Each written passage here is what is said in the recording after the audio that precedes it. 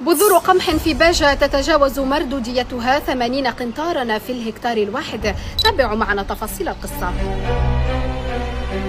صنف من الحبوب مقاوم للجفاف والتغيرات المناخية يدعى سراغولا، يجري إكثاره خلال الموسم الفلاحي الحالي على مساحة 400 هكتار في 7 ولايات تونسية منها باجة وجندوبة. مسؤولون فلاحيون أكدوا في تصريحات إعلامية أنه بإمكان هذا الصنف من القمح تحقيق مردودية ممتازة جدا، وهو ما تبينه حالة المزروعات بالحقول النموذجية المشاهدة اليوم، حيث يتلائم هذا الصنف مع طبيعة المناخ في جندوبة وباجة ويقاوم الإجهاد المائي، ويعد من بين أكثر الأصناف إنتاجية من حيث كمية القمح والتبن. المسؤولون الفلاحيون أكدوا أن نتائج الاعتماد على بذرة سراغولا تبشر بإصابة قد تتجاوز 80 قنطارا للهكتار الواحد.